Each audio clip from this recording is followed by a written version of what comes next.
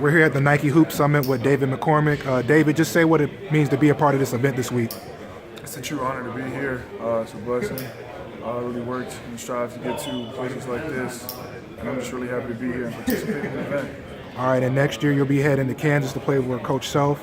Just what about the coaching staff and the program? You felt like that was the best fit for you to continue your career? Coach Self and his staff gained my trust very quickly, very trustworthy group.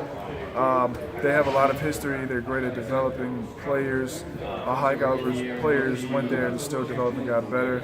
That's just something I'm looking forward to and getting better in my game. All right, and for someone who hasn't seen you play before, how would you describe your game and your strengths? Well, my strength is my strength, but I used to be a bull in a china shop, but I'm more controlled now. I'm a hustle player, rebound, screening, boxing out, diving for loose possessions, things like that. That's my type of game. All right, and what are some improvements you need to add onto your game to live up to your full potential? I definitely need to expand my game out more, and that's what I'm working on. Touch of mid-range and working out more and a little bit of ball handling so I have a better face-up game. Okay, and who's someone on the basketball court in the NBA that you look up to or you try to model your game after?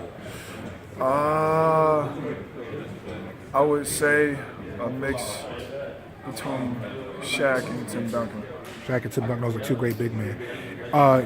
Today's game, the big man is kind of changing. They like to, shoot jump shots and be more of on the perimeter, but you seem more like a physical player, more banging in the post. How important is it you to try to keep that traditional big man alive? It's really important because that's my go-to. It's my bread and butter. But now that it becomes second nature, I have to pick up on how the game is changing and evolving, and add the expansion of the game into my repertoire. Okay, and this year, Kansas made it to the Final Four. Unfortunately, they came up short. But how do you feel like, what do you add to them to help them get to that next spot next year and hopefully maybe win a national championship? I think I just bring to the table, like what I said before, just being a hustle player. They play hard. They're a really high caliber team, high energy, and we're just going to have more players like that next year, and we're just going to keep building on. All right, and what would a tandem like you, if he stays and comes back next year, you and Udoka Azubuike, what type of tandem could you guys be?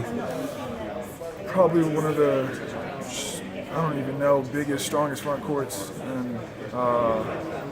in NCAA next year, honestly. Both powerful, both strong.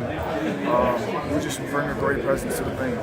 All right, last question. A lot of people think that with basketball, you guys just go out there, they roll out the balls, and you just play. How are you prepared, or are you looking forward to, the process? Because, you have individuals, you have strength and conditioning, you have study hall and all the stuff like that. Like you said, there's a lot more that goes into it just than getting on the court. You have to prepare mentally, all the traveling, the catching up on works, the study halls as you're talking about, the late nights, the early mornings.